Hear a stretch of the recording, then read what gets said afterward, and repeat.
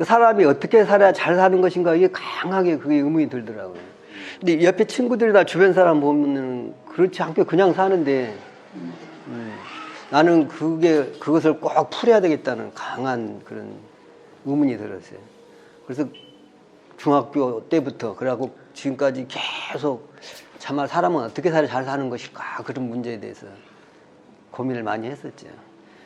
그 공부도 그런 쪽으로 공부를 했고, 근데 학교에서 그런 걸 안 가르쳐 주더라고요. 선생님이나 주변 어른들이 그런 얘기는 안 해줘. 사람이 어떻게 살아야 되는지. 먹고 사는데 별 도움 안 되는. 네, 또 학교에서는 뭐 국영수 이런 교과 위주로만 가르치지 그런 거 선생님이 말 안 해주고, 사람 어떻게 사는 게 행복한가 뭐 이런 것도 안 알려주고.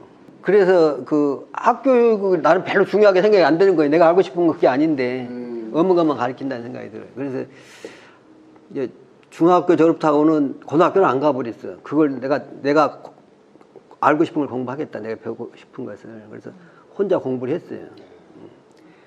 그래서 이제 제가 뭐 초등학교 때 공부를 못한 건 아니고 잘하니까 집안에서 굉장히 기대가 컸는데 학교를 그만둔다니까 굉장히 충격이 컸지. 요즘으로 치면 홈스쿨 하시는. 예, 그래서 스스로. 그래서 나는 최초의 인생학교 학생이다. 내 스스로 이렇게 말하거든요.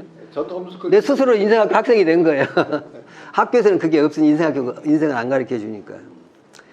그래서 이제 혼자서 막 철학 공부도 하고 철학책도 읽어보고 동서양의 모든 그 사회학, 철학 이런 논문들도 많이 보고 각 종교들에 들어가서도 이 종교들은 왜 많은 사람들이 가서 거기에 들어있을까 그런 생각으로 한번 나도 들어가서 심취해 보기도 하고 여러 종교들을. 작식을 하셨네요. 그걸 다 알아봐야 되겠더라고. 정답이 나올 때까지. 그래서 이것저것을 다 접해본 거예요.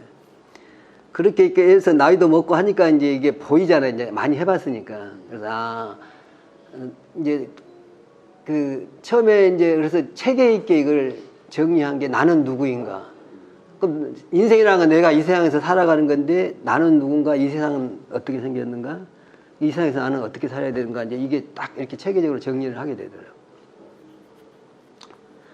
그래서 그것을 이제 사람들과 나누려고 이제 내가 사람들이 관심 잘 없고 공부 안 하는 것을 나 혼자 열심히 했으니 이걸 좀 나눠야 되겠다고 생각을 했는데, 그래서 또 교육이 이제 이렇게 교육이 마음에 안 들었어요. 우리나라 교육이. 그런 지식교육만 하는 이게 마음에 안 들어서 그 인생교육 또 철학교육을 해야 된다 막 이런 생각으로 교육계에 가서 이제 이걸 해야지 사회가 변하겠다는 생각으로 교육계에 가서 접근을 했어요.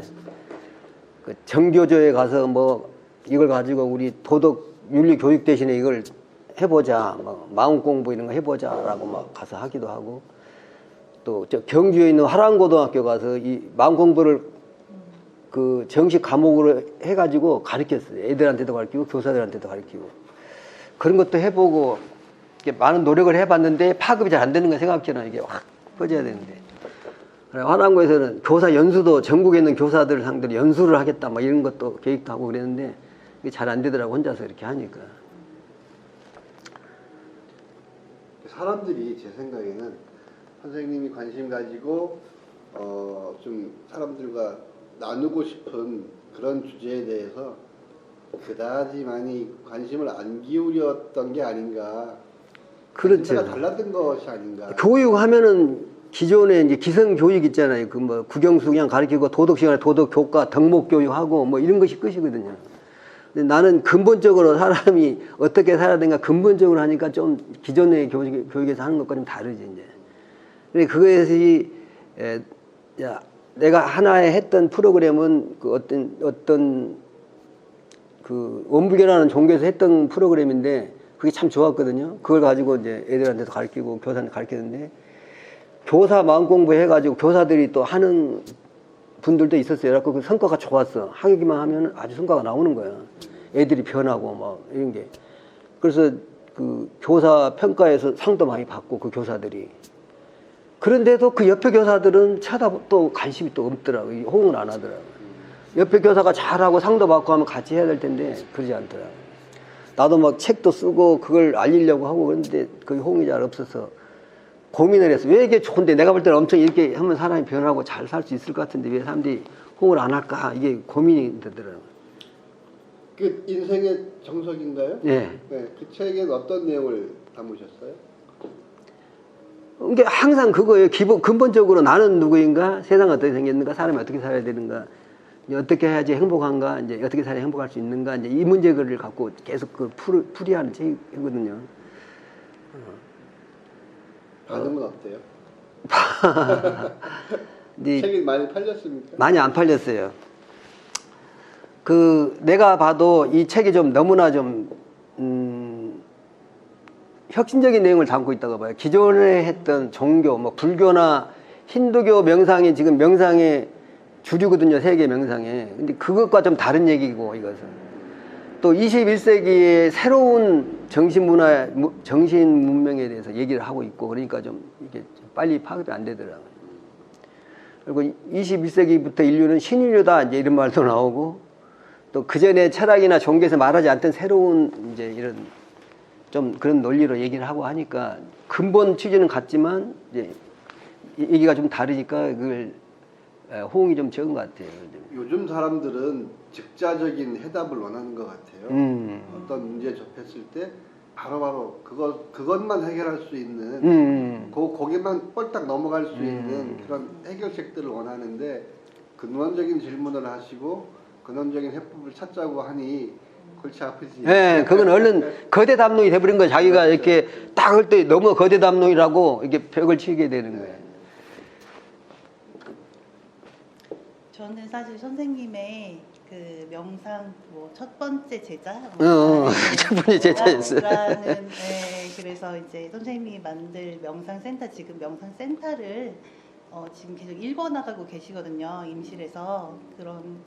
그러니까 어떻게 보면 중학교 때부터 생각해온 그 꿈을 펼쳐나가기 위해서 지금 책도 만드신 거고, 이제 명상센터도 만들려고 아주 부단히 노력을 하고 계신데, 그러니까 첫 번째 제자로서 좀 특이하다고 생각했던 점이 이제 교육에 상당히 관심이 많으시다는 점이에요. 해외에서 그런 아이들 공부를 하기 어려운 아이들을 위한 봉사도 하셨었잖아요. 네, 그리고 지금 명상에 관한 책에도 굉장히 많은 부분이 교육적인 부분이 들어가 있어요. 그래서 뭔가 실질적으로 교육의 변화를 원하시는 것 같고, 그런 걸 앞으로 해나가셨으면 하는 바람이 저도 옆에서 돕고 싶은 큰 마음이 있는데, 그런 부분에 대해서도 많이 얘기해 주셨으면 좋겠어요. 해외에서 하셨던 교육 거나? 이야기, 이제 그 이야기를 펼쳐나가기 나가기 전에 네네. 지금 교육에 우리 교육, 현대 교육에 가장 문제가 무엇인지 한번 진단을 한번 해주시면 거기에서 지금 말씀하신 그런 해법까지 한번 얘기를 해보면 좋을 것 같아요. 우리가 교육에 대해서 얘기하자 그러는데 모든 것들은 연결돼 있거든요. 다 뗄래야 뗄 수 없게 연결돼 있는데, 연결되고 융합돼 있는데, 교육 다 이것만 띄어서 얘기하기도 어렵고 맞지도 않아, 그건 또. 그래서 아까 근본적으로 아까 나는 누구인가, 생각 어떻게 생각, 이것부터 하면 교육도 그 안에서 또 쫙 연역돼 나오는 거거든요. 근데 이제 너무 그러면 얘기가 장황하고 이제 얘기거리가 너무 많으니까 그래도 이 교육 분야에 어느 정도 한정을 해서 얘기할 필요가 있겠죠. 또 그런 그 근본적인 본질적인 얘기도 할 기회가 나중에 있을 것이고요. 교육에 대해서 얘기를 하자면은 오늘은 하자면 몇 꼭지가 중요한 꼭지가 있다 보거든요. 그게 이제 아까도 잠깐 얘기했지만 교육에서 이 놀이라는 게 중요하다. 놀이. 애들은 어렸을 때 놀아야 된다. 이게 뭐 심지어 놀이가 밥이다 그래요. 밥처럼 애들은 놀이를 해야 된다. 밥을 먹듯이 날마다. 그럼으로써 애들이 성장을 하는 거다. 의식이 성장을 하고 이렇게 성장을 하지. 창의력, 자발성 뭐 이런 것은 다 그렇게 길러지는 거지. 학교에서 막 지식교육 한다고 하면 한동안에 그건 사장되는 거예요. 오히려 그걸 억제시키는 거예요. 그걸 굉장히 중요하다는 것을 독일이나 뭐 덴마크나 이런 핀란드나 이런 데서는 그걸 미리 알아가지고 지금 굉장히 그거에 대해서 관심을 갖고 공부를 시키거든요. 놀이교육을. 우리나라도 이제 다행히 그걸 다 알았어. 이제 거기 자꾸 이제 그런 걸 접하다 보니까 놀이가 중요하다, 아이들한테. 심지어 이제 우리나라 교육감들이, 진보 교육감들이 많잖아요. 그 교육감들이 모여가지고, 우리는 그 놀이교육 헌장이라는 걸 발표했어요. 그래서 그분들이 다 모여가지고, 전국에 있는 교육감들이.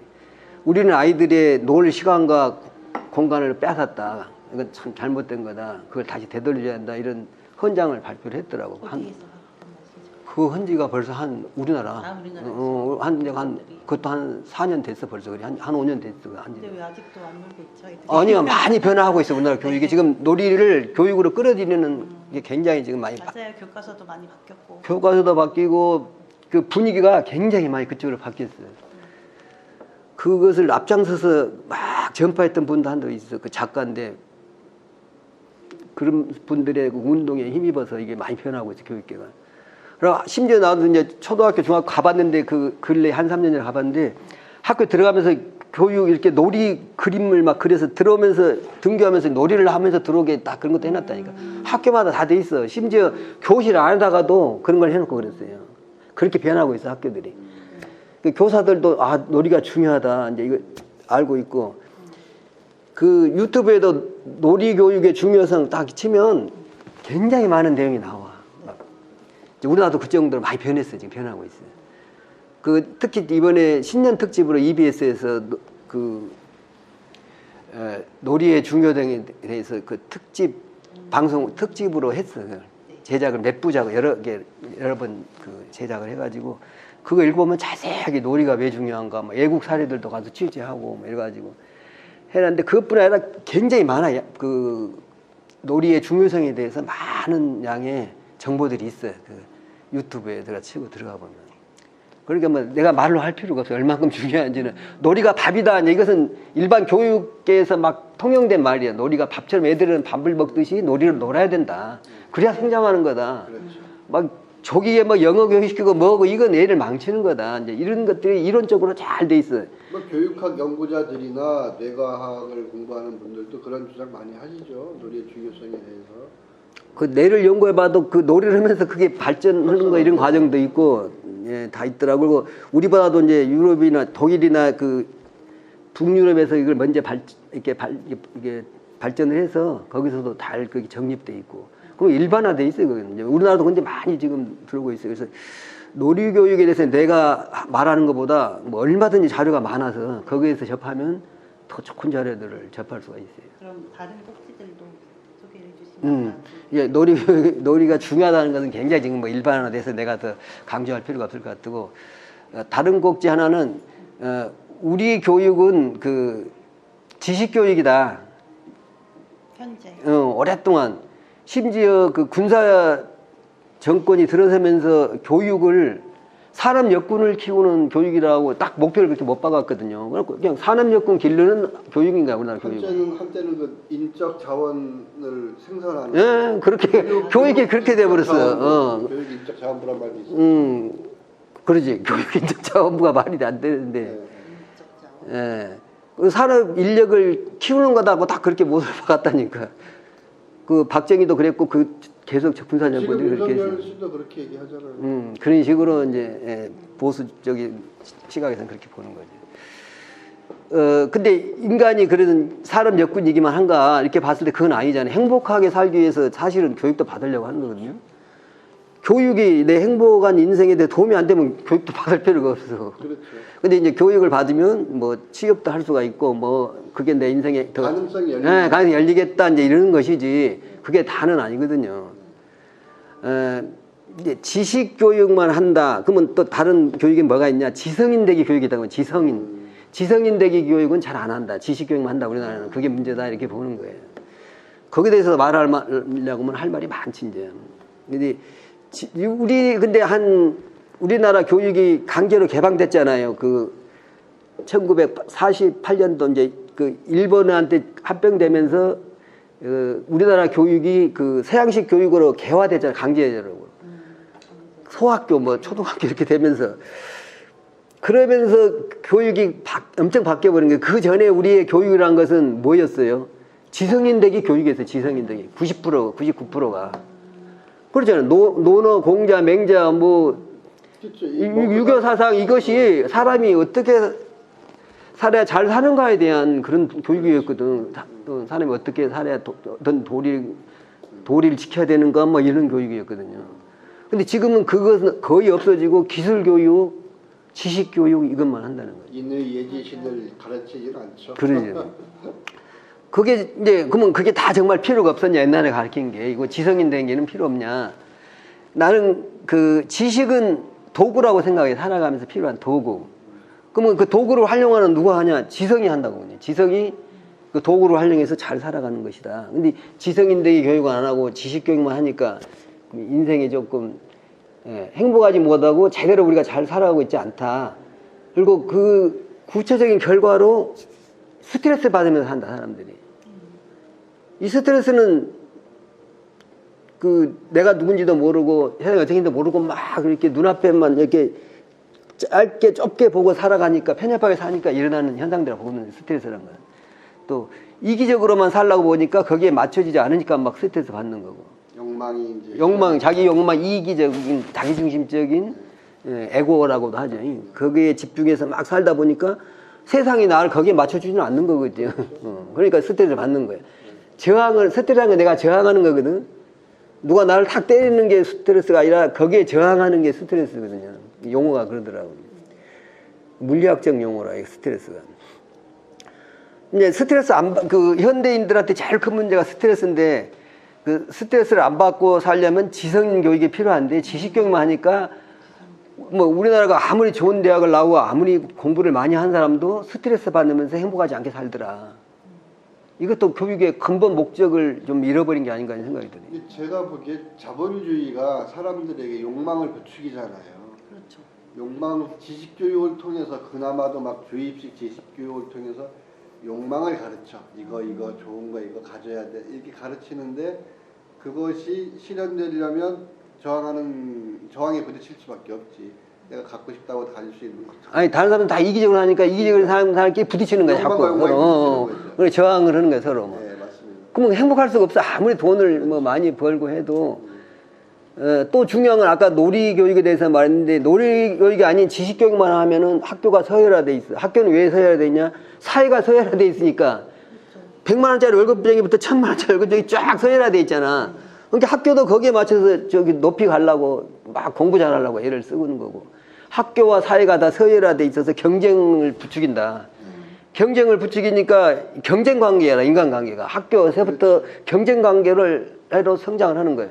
근데 놀이를 막 어렸을 때부터 놀이를 통해서 하면 그 경쟁 관계가 아니라 동무 관계가 돼요. 동무 관계. 동무 관계라는 건 서로 이렇게 긴장하지 않고 서로 저항하지 않고 이렇게 서로 신뢰하는 관계거든요. 동무 관계는 건 동물을 뭐 의심하고 막 그러지는 않잖아요. 미워하고 경쟁하지도 않아요. 동무. 놀이에서 졌다고 해가지고 상대방을 미워하거나 놀이 끝나면 또 놀고 싶어서 다음에 또 놀고 동무 만나고 싶고 이런 거지. 그 덴마크를 갔더니 애들이 하고 술 먹고 밤새도록 놀고 이런 거에 대해서 부모들이 말 안 해, 교육계에서도. 나 놀랬어. 왜 이거 선진국이라면서 새벽에까지 막 술집들이 다 애들이 막 잠을 안 자고 술을 먹고 얘기하고 노는 거야. 나는 그래서 딱 비판적인 생각이 들었어. 근데 우리 기준에, 한국 사람 기준에 비판이더라고. 그 사람들이 볼 때는 그렇게 해서 친구들끼리 잘 놀고 이렇게 얘기하고 소통하는 것을 권장하는 거더라고요. 그리고 새벽 되면 얘들이 막 뭐 술 먹고 노상방뇨도 하고 막 이제 그 거리를 더럽혀놔. 그러면 새벽에 와서 쫙 청소를 해, 깨끗하게. 그리고 다시 일상 시작하고 그러더라고요. 그래서 나 딱 가서 이거 뭐야 엉망이다. 딱 우리 한국 사람 시각으로 그러잖아. 막 새벽까지 술 마시고 이러니까 애들이 10대들 말씀. 10대들이 그러고 있어. 막 굉장히 많이 마시고 술을 같이 잘 놀러 다니고 어렸을 때 놀이를 이렇게 권장하니까 막 친구관계 동무관계 커서도 잘 되는 거예요. 우리가 커갖고 동무 사귀려고 하면 사귀어져요? 안 사귀어지는 거예요. 그렇죠. 잘 사귀어보고 놀아본 사람이 커서도 동무를 잘 사귀고 잘 놀 수가 있는 거예요. 우리는 나중에 커서 이제 좀 애롭고 이제 쓸쓸하니까 좀 친구를 사귀어봐야지. 안 되더라고. 나도 해봐도 그게 안 되더라고. 자기 이익에 부합되는 사람과만 관계를 맺죠. 또 그렇게 맺으라고 하고 이게 그런 이익에 부합되지 않는 그런 관계들 어른 돼서 맺으려고 하면 그게 맺어지겠어요. 예, 어렸을 때는 막 친구가 좋은 거야. 노니까 막 재밌고 좋으니까 자꾸 만나지는 거거든요. 그러니까 어릴 때도 그렇게 같이 놀고 그렇게 만나야 되는데 그렇게 만나는 게 아니잖아요. 관계 맺는 법을 잘 못 배웠어요. 예, 못 배웠어. 어렸을 때 그건 지식으로 가르쳐 주는 게 아니라 이제 지금 놀이를 통해서 그건 이렇게 배워나는 거예요. 그러니까 사랑이라는 것도 나는 사랑을 잘해, 나는 사랑을 못 했는데 사랑도 많이 받아봐야지 사랑이 나 안에 있어서 그 사랑이 나갈 수가 있는 거예요. 사랑을 받지 못하고 큰 사람은 사랑도 못 하더라고요. 이렇게 노는 것도요 많이 놀아보고 이게 배어버린 거야 몸에. 그리고 저 친구하고 놀면 재밌어. 이걸 아니까 그러니까. 막 가서 놀려고 하는 거고. 협력하고 그러죠. 놀아본 예. 그 경험, 거기에서 얻은 그 즐거움, 행복감이 있어야 그걸 알아야. 근데 아까 선생님은 우리는 뭐 자본주의가 어쩌고 말씀하시는데 그 덴마크나 북유럽은 협동조합이 많이 발전했어요. 그렇죠. 굉장히 일반화돼 있어요. 그리고 덴마크 사람들 5명만 모이면 협동조합을 생각을 하는 거예요. 우리 같이 모여서 뭐 하자. 근데 뭐 미국 사람은 5명 모이면 그런 걸 생각 안 하고 뭐 주식회사 만들 생각하고 그러는데 그렇죠. 주식회사는 많이 투자한 사람이 이제 주주가 이제 더 큰 소리를 치잖아요. 근데 협동조합은 아무리 많이 투자를 해도 발언권이 똑같아. 일이야. 예. 그런 점에서 협동조합하고 이 주식회사하고는 주주자본주의하고는 많이 다르더라고요. 그렇죠. 그리고 자본주의도 주주자본주의니까 사회자본주의가 있는데 유럽 쪽은 좀 사회자본주의적이고 미국은 주주자본주의. 그 주식회사도 사회를 위해서 막 뭘 하는 게 이제 사회자본주의고, 그 일본은 일종의 사회자본주의다. 일본도 이제 그러거든요. 근데 그 왜 그냥 평생 고용을 한다. 그런 점에서 사회적 자본주의다. 뭐 이렇게 하는데 우리나라하고 미국은 주주자본주의라고 하더라고. 오직 주주의 이익만 대변하는 그런 주식회사인 거예요. 그것은 우리나라하고 멕시코하고 미국만 그렇게 그 정도로 심하게 한다더라고. 자본주의가 심화된. 예. 이렇게 경쟁이 극심해지고. 협동조합은 1인 1표. 맞아요. 주식회사는 1원 1표 그러잖아. 거기 가서 그래갖고 그 레스토랑도 견학하고 그런 인생학교도 견학하고 그랬거든요. 견학 그 여행 가가지고. 덴마크 참 인생학교를 한번 그 모델로 한번 얘기를 해주시면 좋을 것 같습니다.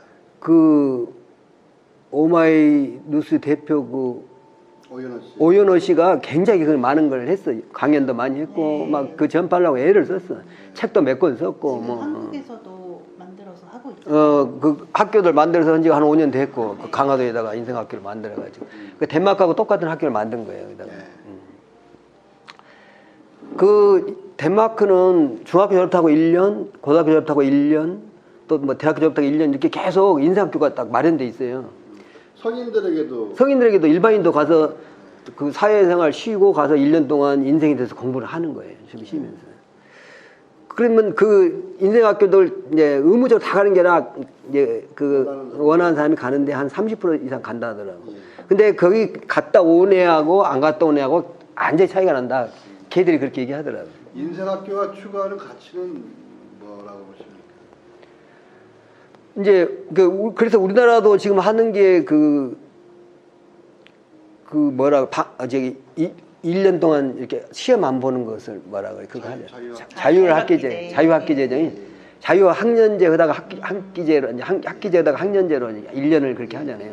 그것도 그런 그 아일랜드 교육에서 이렇게 모방한 거거든요. 그런 식으로 이렇게 막 시험 보고 막 지식 교육을 막 하는 게 아니라 그건 그거 쉬고 이제 인생에 대해서 공부를 하는 거예요. 또 삶의 의미에 대해서 한번 돌아보고. 그리고 또 축구를 좋아하는 사람은 가서 1년 동안 축구반 하면서 막 그 학교에서 그 공부를 하는 그런 학교도 있고. 스포츠 학교도 있고. 예, 다양하게 있어요. 음악 학교도 있고. 예. 음악도 하고. 그걸 우리나라도 이제 그 경기도 교육청이나 뭐 서울교육청이나 하나씩 시도를 하고 있어요. 지금 그런 비슷한 것들은.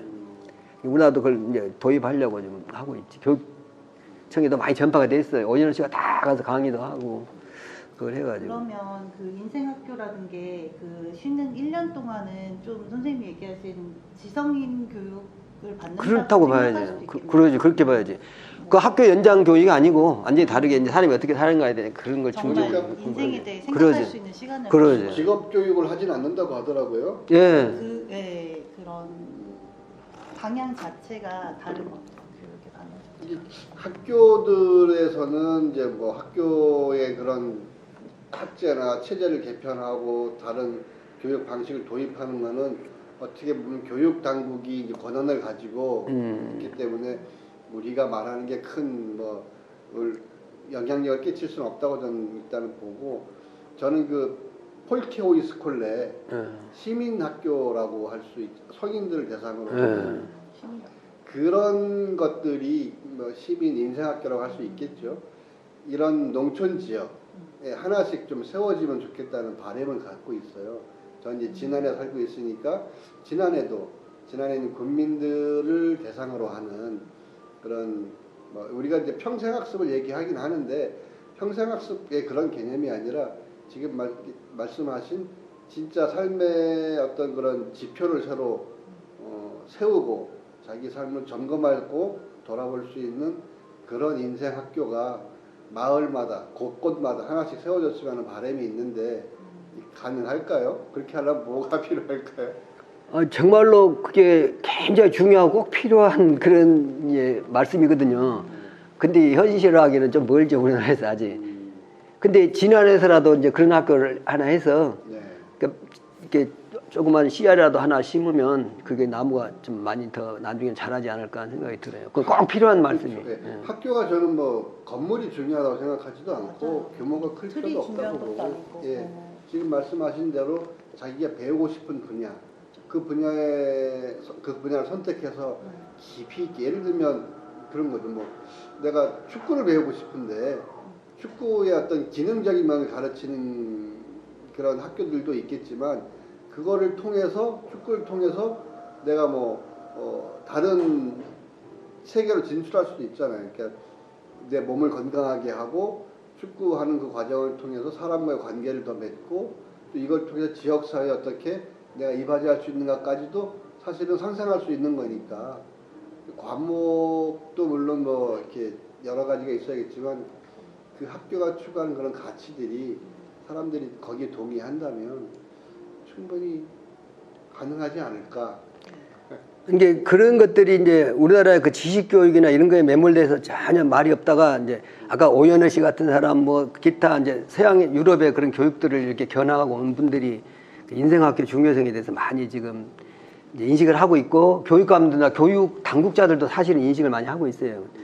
그래서 아마 지금 변해가고 있는 그런 추세다. 그리고 또 이제 시대적으로 학교에서 지식교육을 하는 참 어리석은 우스운 일이다라고 우리나라 교육을 비웃는 나라들, 선생님이 비웃는 그런 것도 있거든요. 지식교육은 온라인을 통해서 뭐 여러 가지 방법으로 학교에서 가르치는 것보다 더 잘 가르칠 수 있다 이런 게 많이 지금 기술이 발전해 있잖아요. 유튜브가 더 근데 지금도 우리나라는 뭐 학원으로 어디로 뺑뺑이 돌면서 그런 지식을 머리에 넣어주려고 그럴 필요가 있냐. 그 책봇이라는 말 들어봤지? GPT 책봇인가? 네? 책봇. 책봇? 챗봇. 예. GPT? 예. 그게 그 검색하는 건데 그 AI 그 인공지능으로 검색하는 건데 그게 뉴스에서 봤습니다. 그게 뭐 예산 일이 아니에요. 그게 그 인공지능으로 뭘 물어보면은 대답을 다 해주는 거야. 해주는데 그전에도 그런 게 있었지만 그것보다 훨씬 이제 발전돼 가지고 제3 뭐 3.5 뭐 이렇게 굉장히 이제 업그레이드된 그런 기능인 거예요. 그래서 구글보다도 구글은 없어질 거다. 그게 이제 완전히 이런 정도로까지. 지가 생각을 해가지고 자료를 종합해갖고 알려주더라고. 또 시를 쓰고 시도 맞아요. 막 쓰고 네. 이제 그 정도가 아니라 어떤 정도까지냐면은 그 학교에서 그 수능 시험을 문제를 넣으면 합격 뭐 아주 좋은 점수 나올 정도로 하고 그 뭐 변호사도 이렇게 딱 사례를 넣으면 변호사보다 더 잘 변론도 나오고 의사 뭐 이런 식으로 이제 그게 다 대신해 버리는 거예요. 공부할 필요 없게. 공부가 필요 없고 학교에서 선생님이 이게 과제를 내주잖아요. 네. 거기다가 물어보면 과제를 다 해결해 버려. 그러니까 학교에서 이제 미국이라 했는데 학교에서 뭐 하냐면은 그걸 책봇으로 이걸 과제를 했는가 안 했는가 이걸 이제 가려내는 그게 나왔더라고. 이건 책봇으로 했다, 내가 직접 했다, 이것을 가려내는 또 프로그램이 나왔어. 왜냐면 학교에서 이거 공부 다 하도 안 하고 그걸로 그냥 다 해갖고 아버니까 과제를 내주면. 그러니까 지식교육은 이제는 그런 필요가 것도 없는 다 거야. 해결해서 그럼 내가 다 해주지. 네, 옛날 그런 거를 따라가기에는 이제 너무 세상이 많이 바뀌고 있다. 그러지. 근데 그런 얘기인 우리 것 애들은 같아요. 뭘 공부해야 됩니까? 그러지. 그걸 얘기해야 돼. 우리가 지금 맞아요. 어떻게 지식교육을 더 잘 시킬까? 뭐 학원에 가서 국영수를 다 시키. 이것은 정말로 뒤떨어진 얘기라. 지금 완전히 이건 필요 없는 얘기를 하고 있는 거예요. 처음에 아까 옛날 교육 나는 옛날 교육밖에 모른다 하셨는데 뭐 챗봇부터 시작해가지고 아주 최신 교육을 다 알고 계시는 그러니까 교육에 관심이 있으니까 이제 막 어떻게 교육 방에 가는가 이런 걸 보면은 이렇게 엄청 변하고 있고 그 또 양자역학이라는 것이 처음에 등장한 지 한 100년 됐거든요. 근데 처음에는 뭐 아무도 믿도 않고 이거 그 결과도 시원찮은데 지금은 이제 굉장히 그거 대중화되고 일반화돼 버렸어요 이게. 그래갖고 우리 문명을 거의 바꾸고 있고 우리 삼성전자니 전자라는 건 다 그 양자역학에서 나온 것들이고 또 이제 양자 컴퓨터가 지금 곧 막 이제 나오려고 하고 있고 양자 컴퓨터 나오면 또 굉장히 또 바뀌어 버려요 문명이. 시대가 이렇게 확 바뀌고 있고 그래서 나는 21세기 인류를 신인류라고 하거든요. 그러면 신인류면 그 전에 인류는 구인류인 거야. 구인류와 신인류가 어떻게 다르냐 이제 뭐 책에서도 이렇게 좀 해놨는데 굉장히 변하고 있는 거예요. 20세기하고 21세기를 이렇게 딱 기점을 해서 신인류라고 하도 정말 정도로 그런 말이 정말 엄청 많이 크게 변한다. 그 전에 그 신인류를 어떻게 보면 통제하고 있는 게 구인류잖아요. 그러죠. 네, 맞아요. 그 사람들이 자기들의 생각, 자기들의 그 상상력 예. 그 안에서 이 사람들을 통제하려고 하고 가르치려고 하고 끌고 가려고 하고 그러니 충돌이 생길 수밖에 없을 것 같아요. 지금 안 돼요. 이제 이미 MZ 세대 이 세대들은 어른들 말 안 들어요. 꼰대라 그래 버리고 이제 진짜 저들이 봐도 이건 이 시대가 안 맞아. 그리고 내 손녀나 작은 애들도 우리보다 이렇게 디지털 기기 다루는 건 훨씬 잘해. 그건 이상하게 잘해. 하여튼 우리는 배우려고 해도 안 되고 사용할 뭐 필요도 없고 그러고 안 되더라고. 근데 대학 교수도 그러더라고. 자기 애들보다 자기가 훨씬 그건 모르는 애들한테 물어본다고. 그 지식이 많다고 될 일이 해결되는 게 아니라 시대가 변했다는 거예요. 디지털 세대는 디지털 세대인 거예요. 그 아마 2000년을 기준으로 그게 확 변했다고 봐. 2000년이면 부터 21세기 초입이잖아요. 확 변했어요. 그리고 이제 2000년을 기준으로 확 변한 게 또 그 이제 크게 변한 게 영성 시대로 간다 뭐 이런 거거든요. 지금 영성지능이라는 말은 들어보셨죠?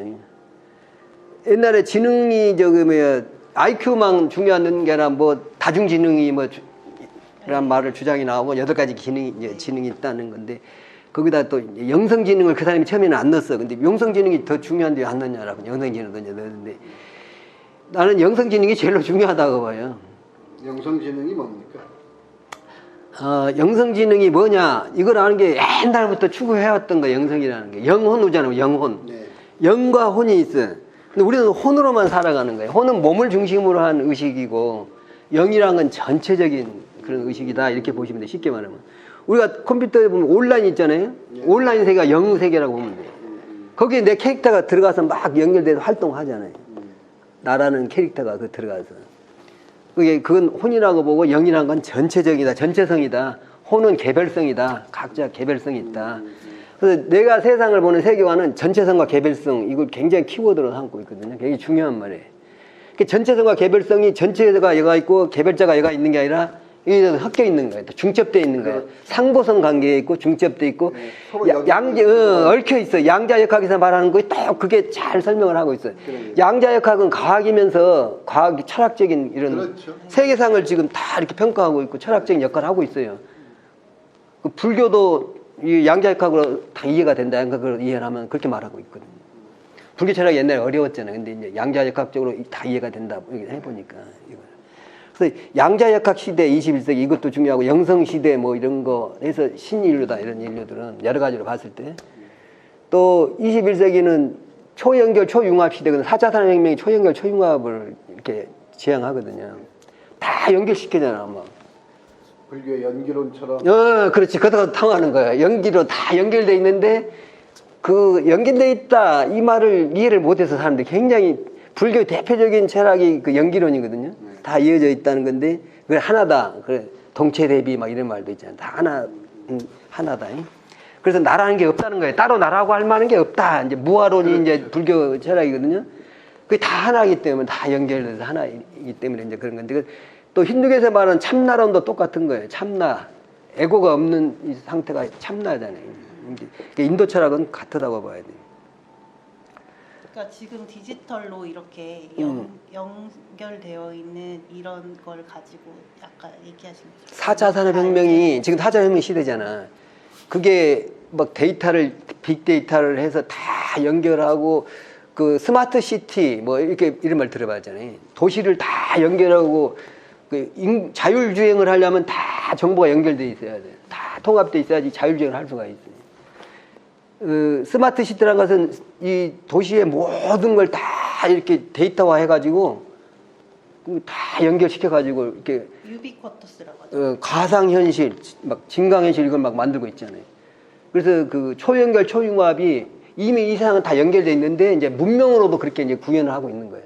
그래서 그 아까 그 불교 연기를 이해할 필요가 없이 세상이 그렇게 문명이 그렇게 구현이 되고 있는 거예요. 전혀 다 깨달은 사람이 되는 거예요 이제. 이전에 없던 전혀 새로운 개념의 등장인데 사실은 있었던 걸 다 발견하고 근본적으로 다 있었어요. 얘기도 다 했어. 2000년, 3000년 전부터 그 연기론을 얘기하고 뭐 노자도 한 얘기들이 지금 보면 문명으로 그런 것들이 구현되고 있는 거예요. 그런 개념을 이제 우리가 삶에 적용시키고 또 내가 거기에 좀 이제 맞춰줘야 되고 이게 교육을 통해서 네. 어떤 그 개념을 학습하는 것을 통해서 이제 가능할 텐데 그런 새로운 교육법 달라져야 돼 교육이. 옛날 그건 참말로 그건 필요가 없어요. 어떻게 우리 젊은 엄마 아빠들이 아이들을 어떻게 가르쳐야 됩니까? 그래서 아까 나는 누군가 뭐 세상가 어떻게 생각해 근본적인 문제부터 내가 자꾸 얘기를 하는데 그거를 연역을 해내서 교육과 연결시켜야지 교육도 제대로 이렇게 파악이 될 수가 있는 거예요.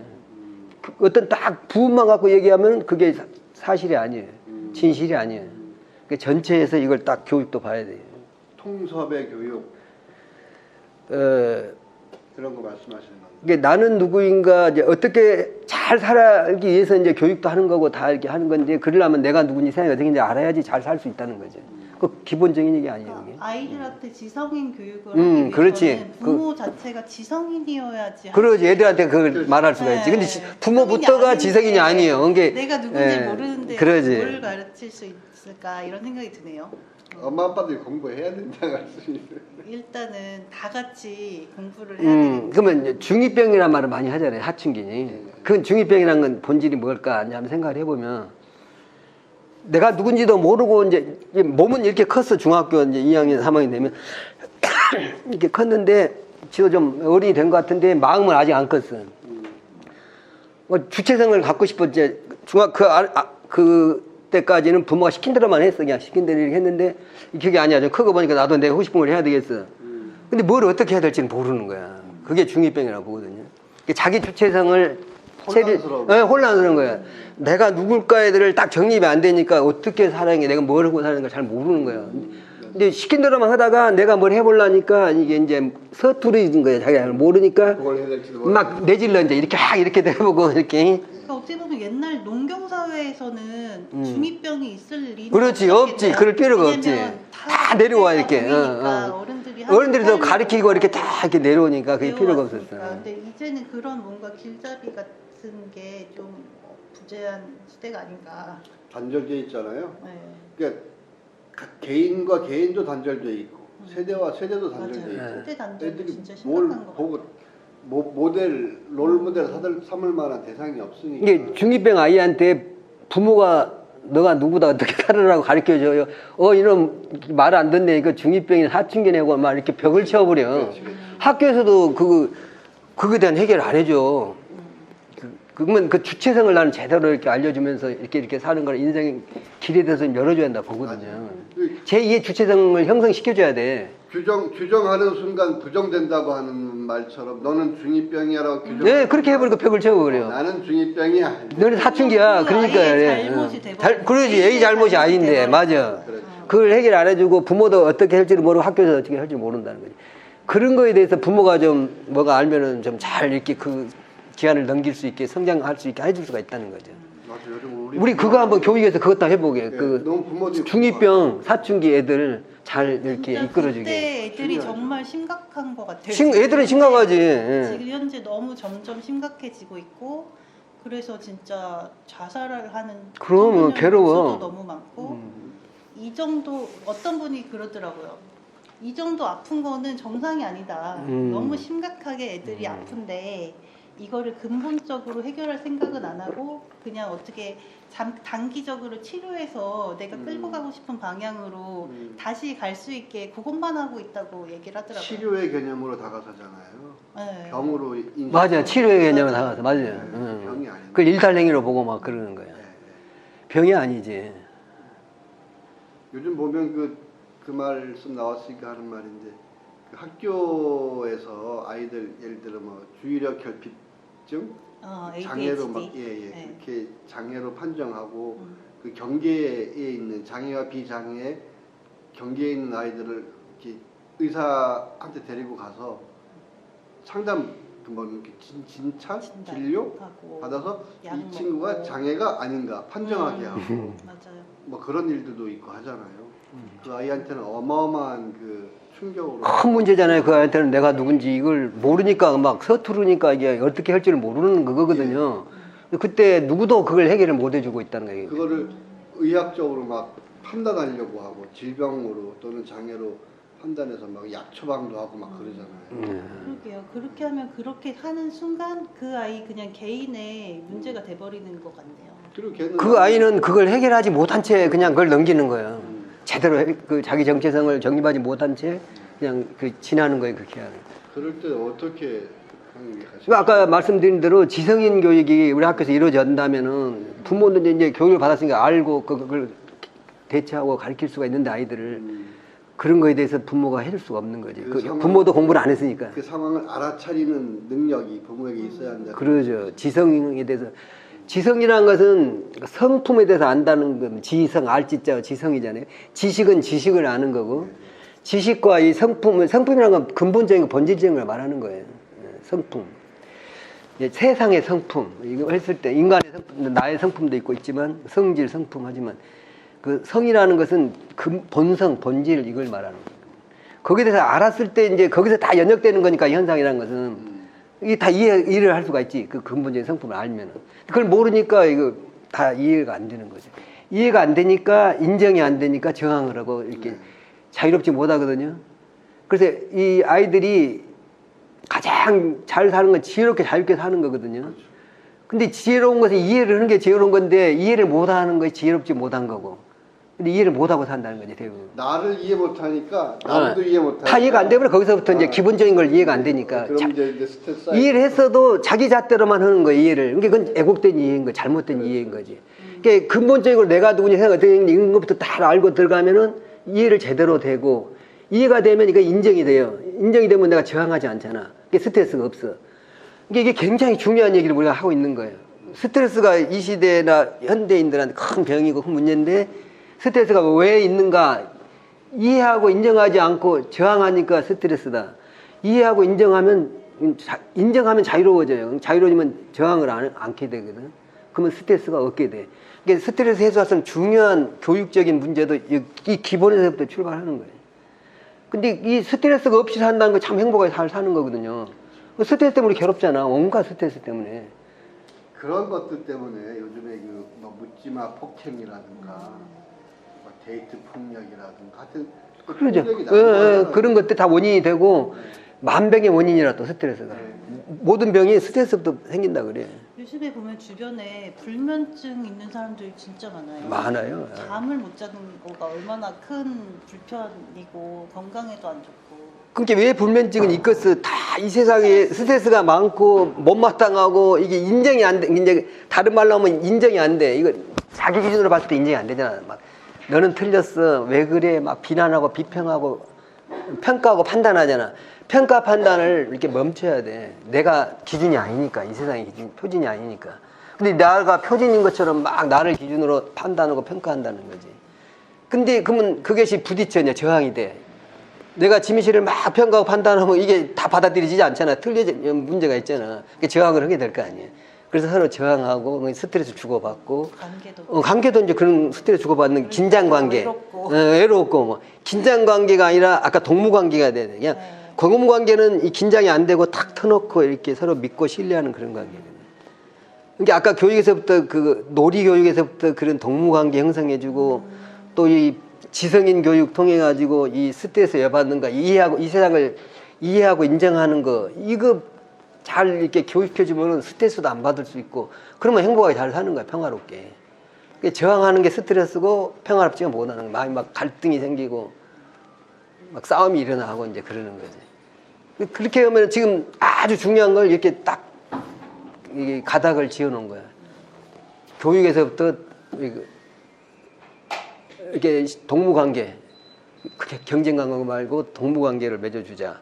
또 교육을 통해서 지성인 교육을 통해서 이해하고 인정하게 이렇게 할 수 있는 사람이 되게 하자. 그러면 지혜롭게 자유롭게 살 수가 있다. 그게 인생의 정석이라고 보는 거예요. 지혜롭게 자유롭게 사는 거예요. 그래서 선생님 인생의 정석 책 보면은 공교육 안으로 이 그렇지. 이걸 한 과목으로 해서 가르치자.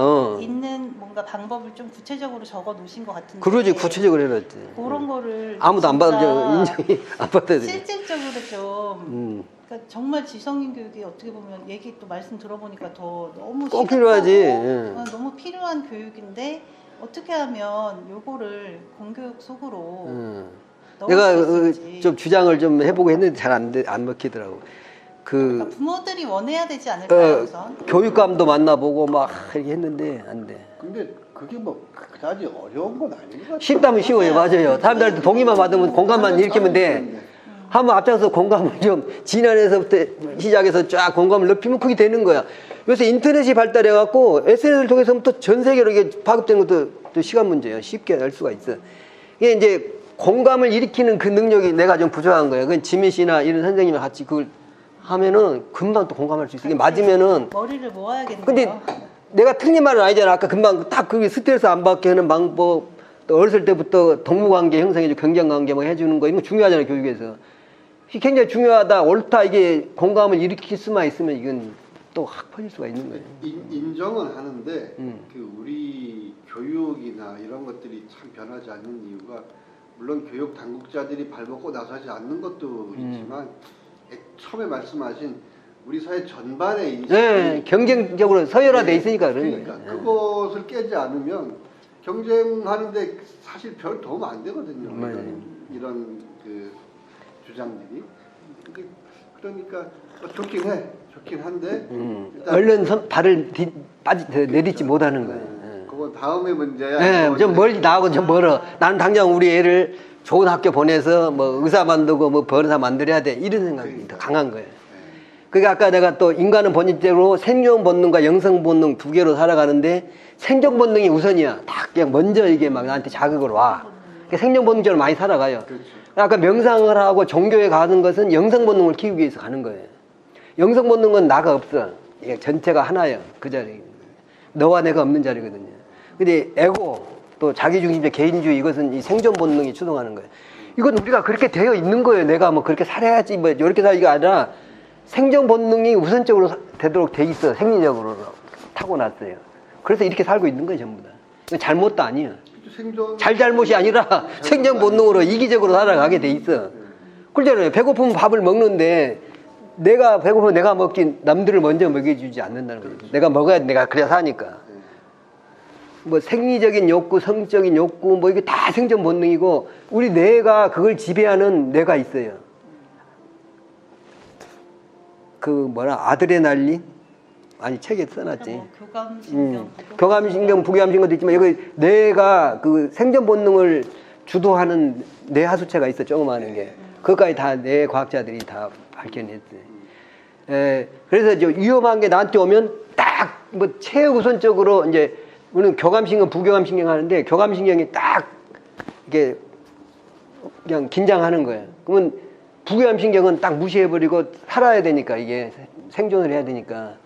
그래갖고 그 위장이나 이런 데는 뇌로는 피를 못 가게 하고 그 딱 이런 근육으로 피를 가게 하는 거예요. 그렇죠. 실제로 그렇게 몸을 그렇게 하는 거예요. 그 뇌가 그렇게 하는 거예요. 다큐멘터리 딱 긴장을 해가지고 살아야 되니까 생존 본능이에요. 필요한 것으로. 근데 이제 그렇게만 이렇게 말하는데 이게 다 이게 인생 전반에 이게 파급이 돼갖고 생존 본능이 최우선적으로 작동을 하게 돼 있어요. 그걸 교감신경, 부교감신경 들어봤잖아요.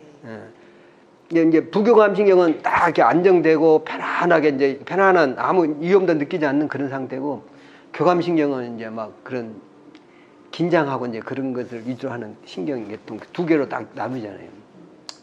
우리 자체가 그렇게 돼 있어. 뭐 이기적으로 살게 되고 생존 본능으로 이렇게 돼 있고, 이기심과 양심 두 개가 있잖아요. 아까 영성과 혼성 뭐 이게 있다 그랬듯이 두 가지가 항상 있는 거예요. 그러니까 사람이 좀 여유가 있고 마음이 편해야 옆에도 보이고 우리 애를 어떻게 인성교육을 시킬까 그 생각도 하게 되는데 일단 너무 딱 긴장이 돼 버리니까 이번 달 전기세 어떡하지? 이거부터 걱정이 되고 나 노후에 어떡하지? 나 진짜 나만 잘 살 수 있을까? 나를 중심으로 걱정하게 이렇게 되잖니. 겁이 나 버리니까 사람들이 더 그렇게 긴장되고 그런 동무 관계를 맺기가 더 힘들어지는 것 같아요. 그리고 애들 성적표 보고서 꼴찌야. 우리의 인생 망치면 어떡하지? 나처럼 되면 어떡하지? 친구들하고 경쟁하라고 막 부모도 그러고 뭐 부추기잖아요. 학교도 그러고 딱 서열화 시켜놓고 그렇게 하니까 그 의식이 확 이렇게 몸에 뵐 수밖에 없는 거지. 그래갖고 성장을 하는 거지.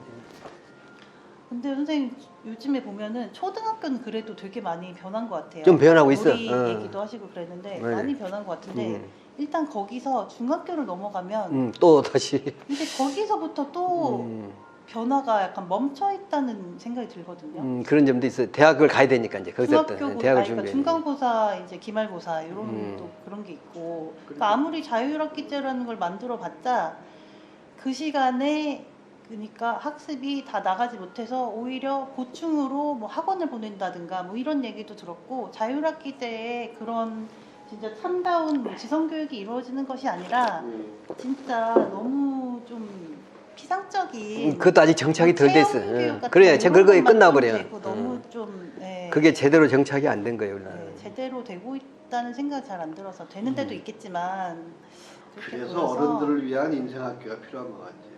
어른들부터 변해 필요도 또 있어. 그래야 또 맞아요, 애들을 진짜. 변화시키고 그래. 애들이 뭐 그렇게 하고 싶어서 하나요? 예. 하고 그러지 싶어서 어른들이 하나? 시키니까 그러는 거예요. 엄마 아빠가 시키니까 하는 거고 그 우리가 왜 타인의 욕망을 욕망한다는 그 뭐 라캉의 말처럼 엄마 아빠가 이렇게 하는 게 맞아. 이 사회는 또 출세한 어떤 그런 사람들의 케이스를 보여주면서 이렇게 하는 게 성공한 삶이야. 이렇게 자꾸 보여주고 드라마를 봐도 막 많이 배우고 돈 많은 사람들이 행복하게 사는 모습 막 보여주고 그러니까 우리 애들도 저렇게 해야 되는구나 저렇게 하려면은 나는 지금 연락에 공부를 해야 되는구나 이렇게 또 막 남의 욕망들 부모의 어른들의 욕망들을 내 걸로 착각하고 또 따라가게 되고 근데 이제 보면 또 변화에도 감지가 되더라고요. 애들이 대학생들이 대학교를 그만둬 버리고 나오는 일이 많이 있고 대학을 중요시 않는 그런 이제 좀 풍자가 생겼어 우리나라도. 대학 나와봐도 크게 행복한 게 아니다는 걸 많이 느꼈고 또 대학 나와서 사무실 가서 일하는 것도 좋지만 나와서 또 육체적으로 일하는 것도 괜찮다. 그래서 육체적으로 일을 그냥 하는 걸 선택을 해보는 경우도 지금 많이 생기고 있더라고 우리나라에서. 선생님이 어떻게 보면 저보다 더 희망적이고 낙관적이셔. 그런 게 보이고 느끼더라고 이렇게 그런 SNS 이런 걸 통해서 게 보면은 그런 게 저도 많이. 그런 친구들 뭐 사실 며칠 전에 그런 친구 하나 만나서 인터뷰를 한 적이 있는데 극소수고 극소수지 아직은. 근데 그게 좀 나는 늘어나는 쪽으로 가고 있다고. 늘어나길 바라죠. 그리고 시대가 그리 변하고 있다니까요. 그런 친구들이 어떻게 보면 물꼬를 터서 그런 친구들의 그런 새로운 시도가 존중받고 저런 선택도 분명히 이유가 있을 것이고 그 나름의 어떤 성과가 있을 거라는 기대를 같이 해주고 이러길 바라는데 좀 빨리 됐으면 좋겠어요. 그리고 이제 그런 친구들은 혼자서 할 수 있는 힘이 그만큼 있는 친구들인데 좀 도움이 필요한 친구들도 분명히 있는 그렇지. 거잖아요. 다 다르고 다 다르니까. 어떻게 보면 도움이 필요한 친구들이 이제 어른들이 이렇게 이끌어줘야 돼. 좀 편안하게 이끌어주면은 더 잘 갈 수 있는 친구들이 더 많을 것 같은데 그걸 못 해주고 있지 않나. 부모나 가족이 아쉬움이. 지원해주고 응원해주면 자기 선택에 대해서 뭐 분명히 어떤 그 성과를 내기 위한 그 길을 가는데 도움이 될 텐데 그게 대다수가 돼야 될 텐데 그렇죠. 아까 얘기하신 그런 케이스가 지금 너무 희소한 케이스. 그게 점점 이제 늘어나면 되는 건데 SNS가 발달해서 그게 빨리 파급될 수 있다 생각보다 그게 좀 금방 막 몇 년 사이에 100만 막 몇십만 명, 100만 명 이렇게 막 그런 유튜버들이 생기듯이 그렇게 가능성도 있다고 봐요. 빨리 이렇게 되는 거. 차 한잔 하시고 네. 이게 이런 얘기를 이제 두서없이 자꾸 하게 됐는데 교육에 대해서도 좀 체계적으로 정리하고 막 이럴 필요가 있다고 봐요. 그렇게 해서 잘 정리해서 이렇게 소통하면은 공감도 일으킬 수가 있겠다. 아까 그 몇 가지 이렇게 정리해 주고 꼭지별로 그거를 좀 꼭지로 해가지고 예. 이제 설명을 좀 달면 될 것 같고 예. 저는 이제 자꾸 궁금한 것이 우리 지역에 아까 말씀드린 건 어른들을 위한 인생학교 예. 이것을 막 이제 주장하고 만들고 싶은데 네. 사실은 질환 같은 경우도 뭐 장소가 없어서 만들지 못할 건 없거든요. 그런데 장소는 많죠. 여기 공간이 많아요. 많아요. 예. 네, 지역에 보면 동네마다 쓰지 않는 공공 건물도 많고, 군에도 많아요. 뭐 문화원도 있고 막 네, 그 제도 교육청에도 있고 관련해서 공간은 엄청 많아. 그런 학교들도 있고. 공간만 활용해도 서로 건물을 짓지 않더라도 도서관도 요새는 다 얘기할 수 있게 그렇게 네. 카페처럼 막 만들어 놓고 요즘은 있잖아요. 이제 어마어마한 도서관 예, 군마다 다 그걸 건립했더라고요. 들어서고 하니까 의지만 있으면 배우고자 하는 예, 여건은 지금 다 잘 돼 의지가 있어요. 진짜 중요한 것 예. 같은데 그게 이게 우선 필요한 것은 이렇게 이런 것에 그 열망을 가지고 있는 뜻 있는 사람이 몇 사람 한 5명 이상부터만 모여도 큰 힘을 간다 보거든요. 몇 사람이 좀 모일 필요가 있어요. 그러면 거기에 큰 힘이 생겨요. 거기서. 그러니까요. 사람들이 이런 이야기를 하면 아유 좋은 생각이요. 근데 이제 그것을 막상 거기에 현실화하는 발을 단계까지 담기니까. 가자고 하면 잠깐만 기다려봐. 아시기를 너무 이렇게 얘기를 하고. 근데 저는 저희 동네에 작은 도서관이 저한테는 그런 인생 학교 음. 같은 역할을 해주고 있거든요. 배운 네, 그렇지. 저를 키워주고 있거든요. 그렇지. 그렇다고 봐야죠. 너는 어떤 면을 가지고 있나 이렇게 보다가 그러면은 이런 거 프로그램 한번 해보자. 거기서 제가 프로그램을 듣기도 하고 제가 강사를 하기도 하고 이렇게 몇 년째 하면서 제가 성장하는 걸 또 느끼기도 하고 그러지. 또 지역에 진짜 살고 계신 어르신들이랑 같이 지금 고전 읽기 모임을 나가고 인지 얼마 안 됐는데 처음 읽은 책이 장자예요. 그 어른들도 참여를 해? 나이 붙으신 분들도? 다 저보다 나이 많은 분들은 그래? 제가 제일 젊은 그래? 사람이고 아, 또 이렇게 그런 막 지금 하고 있는데 그런 그러니까 열정이. 평생 농사 지으신 선생님들 막 이렇게 같이 모시고 하니까 진짜 뭐 어떨 때는 책보다 그분들 말씀이 더 좋은 그래? 거예요. 그래, 인생 그래서 경험. 이런 거 나만 듣기 아깝다 싶은 그런 말씀들도 너무 많이 나오고 그래서 저는 그렇게 제가 만약에 어디 도시에 있었어도 제가 그런 자리에 가기 위해서는 막 차를 타고 멀리 간다든가 못 만났을 수도 있을 것 같은데 저희 집 앞에 있는 거예요 그게. 너무 행복하더라고요. 여기도 그런 공간이 됐으면 좋겠네. 그 진화는 대구는 잘 되고 되게 잘하고 잘 있더라고요. 되는데 그게 어떻게 보면 어떤 생각을 하고 있는 사람들이 모여 있느냐의 문제가 아닐까. 어떤 프로그램을 하는지 어떤 공간인지가 중요하진 않은 것 같고 마음이 모여서 그분들이 같이 매달 토론을 한 지 한 거의 10년 돼간다고 들었거든요. 그거 무시 못하는 것 같아요. 그 작은 도서관 유명해졌어요, 가지고 상당히 알려졌어요. 오래됐어요. 네, 그렇게 운영하신 지가.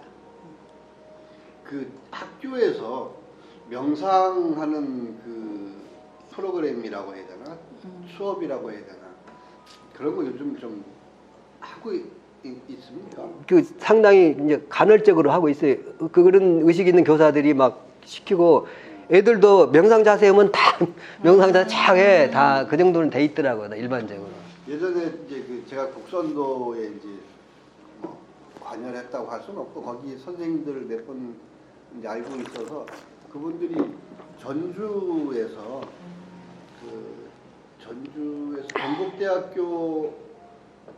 전북대학교 소속으로 돼가지고 학생들하고 그리고 고등학교 이런데 이렇게 국선도 사범들이 파견돼갖고 명상 수업을 잠깐 진행을 하는 걸 제가 봤거든요. 한 1, 2년 한 것 같아요. 그 후에 뭐 지속되는 것 같지는 않던데 그 명상 수업 받은 아이들 보면 뭐 아주 뭐 그 이제 정식으로 입문해서부터 쭉 하지 않더라도 수업 전에 뭐 10분 아침에 뭐 한 30분 이렇게 조용히 이렇게 자기 한번 들여다보고 뭐 음악도 듣고 차도 마시고 하는 그런 경험을 한 친구들이 확실히 좀 다르더라고요. 다르죠. 행동하는 것들이 효과가 있는데 왜 안 하나 싶어. 이제 그보다도 한 발 나가서 나는 그 하남고에서 그 과목으로 이렇게 가르쳤다 그랬잖아요.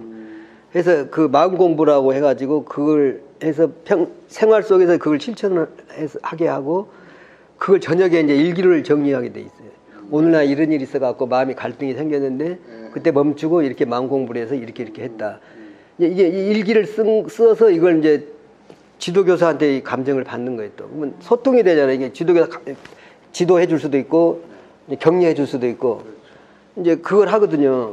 그러면 애들이 변한다는 게 일기를 보면 부모도 그걸 보면 알고 누구든지 볼 수가 있어. 애들이 성장한다는 것을. 아니 멈춰서 생각하니까 멈춰서 다시 해서 더 이제 성장하는 거지. 계속 그 매 순간마다 날마다 그 일기로 쓰고 보면 확실히 애들이 변해요.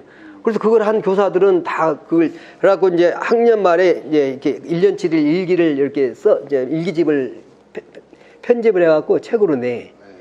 그럼 누가 그거 읽어봐도 애들이 많이 변하고 참 성장했다 이걸 다 아는 거야. 그 교육을 통해서. 그래서 굉장히 지금 호응도 많이 그런 점 좋아하는 교사들도 있었어요. 사람들도 많이 있었고. 그걸 교육계 알리려고 막 나도 하고 그랬는데 교육계까지는 아직 파급이 안 되더라고요.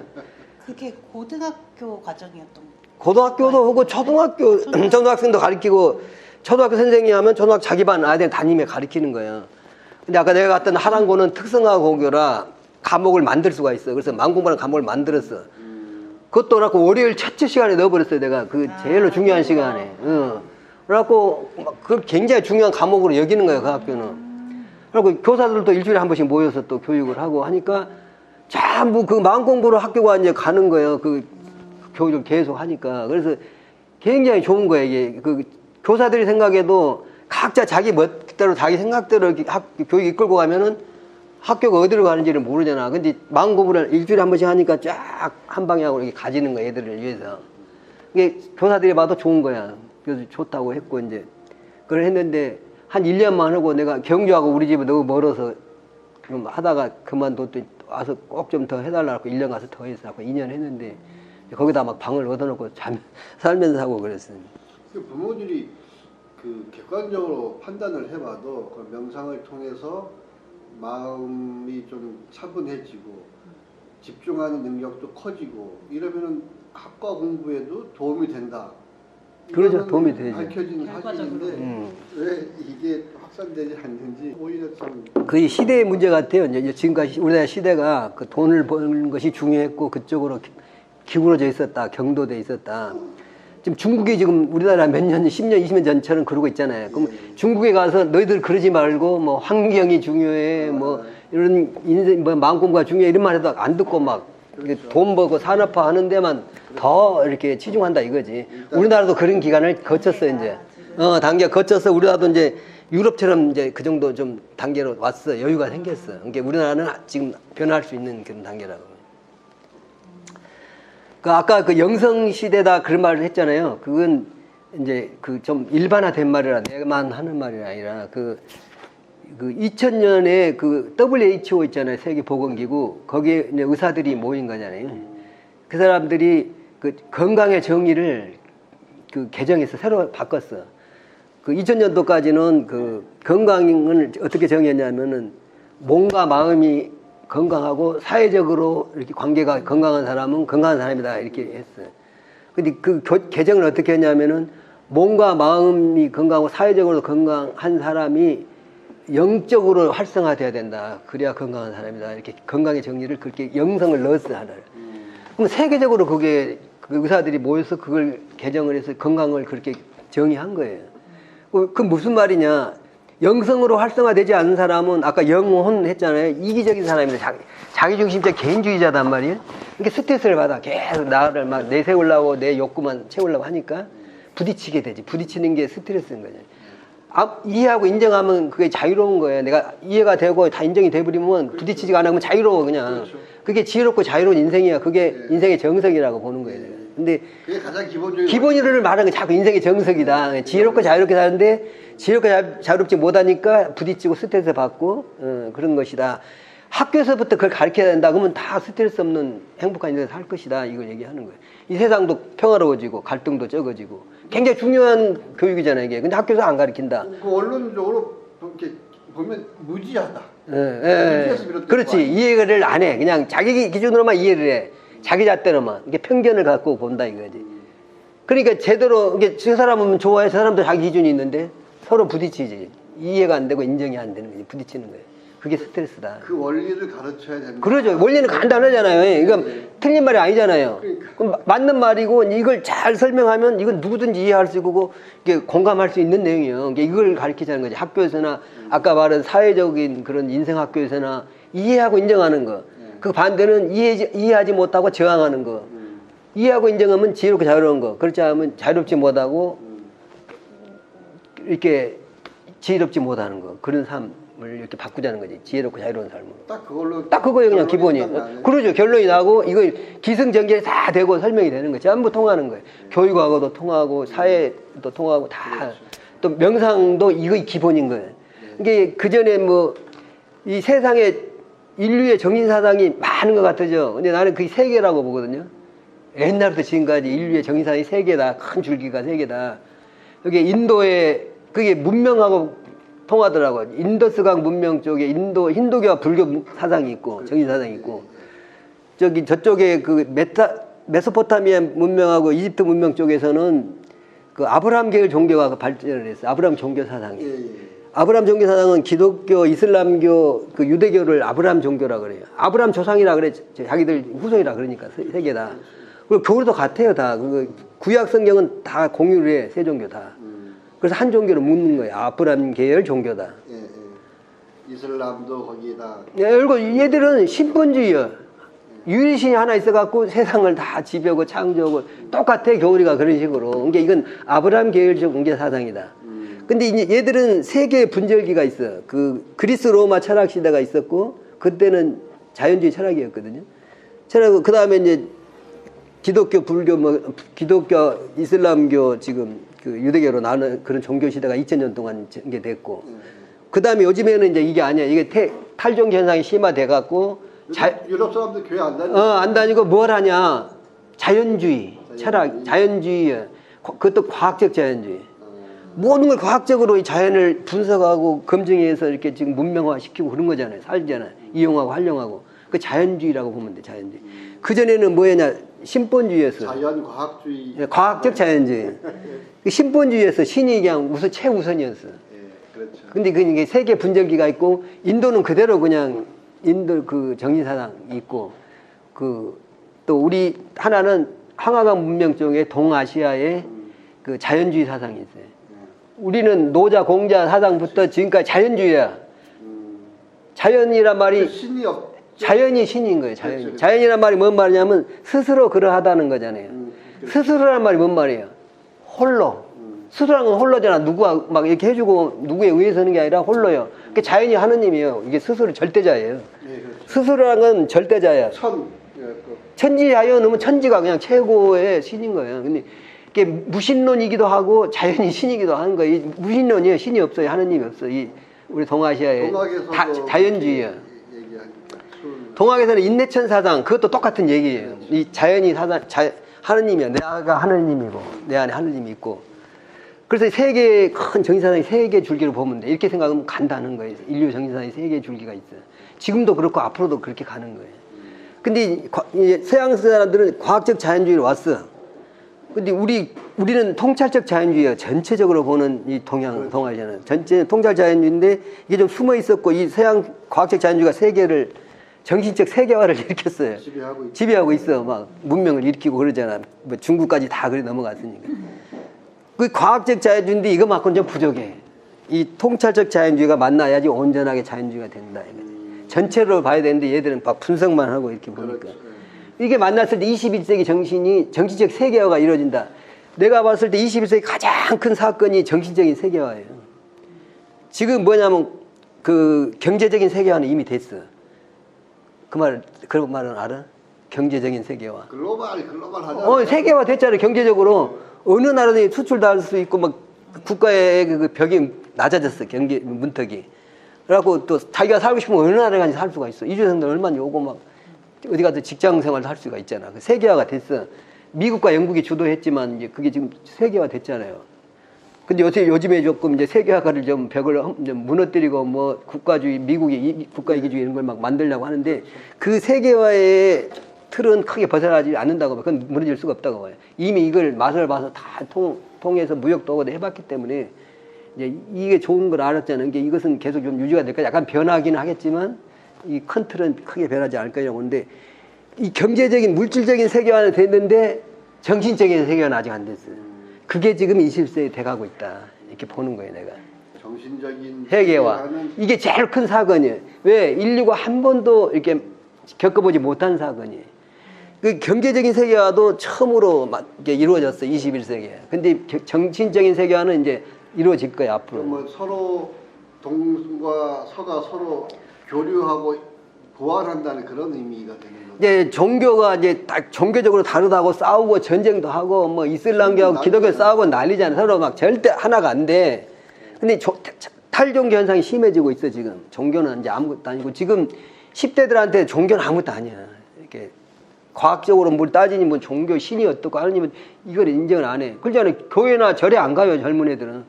근데 요즘에 왜 그 대구 같은데 이슬람 사원 공사하는 데 가서 돼지고기 꼬먹고 하는 그런 사람들 왜 이런 거야? 그 광신도들이라고 이제 그건 진짜 종교 본질도 모르고 그렇게 하는 사람들이고 탈종 현상이 심화되고 있는 건 서양에서 이미 굉장히 심화됐고 이쪽에서 좀 지금 절에 가면은 승려가 없어 중이 없어갖고 월급을 줘야지 겨우 와 월급을 많이 주고 데려다가 막 이렇게 목닥치고 이걸 시켜. 지금 그러고 있어요. 또 천주교도 신부가 될 사람이 없어. 우리나라에서 신부를 안 하려고 그래 서로. 딱 신부 스타일 저기 있네. 100년 전에는 신부가 신과 인간의 중간이었어. 중간자였어. 반은 신이었어. 그래서 고파더 그러잖아요. 서양 영어로도 이게 아버지요. 신 아버지요. 근데 이제 그 바티칸 공의회라는 것을 100년에 한 번씩 해요. 카톨릭이 다 모여서 공의회를 해. 100년에 한 번씩. 그래서 이 교리도 바꾸고 바꿔버려 애들은 그때. 그래갖고 이 앞에 공의회 할 때 뭐라고 바꿨냐면 아니다 신부는 그 신과 인간 중간이 아니라 그냥 인간이다 이렇게 바꿨어. 신부의 권위가 뚝 떨어졌어요. 하고 이제 신부가 되려는 사람도 팍 떨어지고 그렇기도 하지만은 하여튼 탈종교 현상에서 신도도 많이 줄어들고 지금 굉장히 종교는 힘을 잃고 있는 건 사실이에요. 근데 이슬람교만 지금 상당히 잘 되고 있는데 이것도 이제 상당히 그 시대의 흐름을 벗어나지 못할 거라고 보고 있어요. 숫자적으로 제일 많죠 이슬람. 지금 현재는 제일 많아져. 그래서 이제 어떻게 변하냐 정신적 세계화 시대가 되고 있는데 어떻게 변하냐 영성으로만 변해. 다 영성을 말하는 거거든요. 종교들이. 불교도 불성이라 그 뿐이지 그 영성을 말하는 거예요. 영성을 말하지 않는 종교가 없어. 있어요? 어디가? 나는 전광훈이한테 영성을 발견할 수는 없더라. 기독교가 저기 삼일체 신앙을 믿잖아요. 그 성부, 성자, 성령 이게 영성이요. 영성은 무소부재에 어디든지 다 있어. 그럼 악마가 있다고 봐. 악마한테 영성이 있겠어요, 그래서. 있어야지. 여기도 있어야지 무소부재니까 다 있어. 그러니까 불교는 이걸 불성이라 그래. 불성이 계속 개유불성 그래. 어디든지 다 불성이 있다. 개한테도 불성이 있다 이런 거야. 다 있어. 악마가 있다면 악마한테도 영성이 있어. 그러면 악마 짓을 누가 하냐? 이 영성이 하고 있는 거야. 하느님이 다 이미 전지전능 하느님이 만들어 갖고 이렇게 하고 있는 거야. 그러니까 아담과 예가 선악과를 따먹었는데 선악과를 따먹을지 알았겠어 몰랐겠어 하느님이. 알았겠죠. 모르면 전지전능한 게 아닌 거야. 알았고 따먹고는 이렇게 세상이 전개될 줄을 알아서 다 알아서 이게 하느님 뜻이야 이게 다.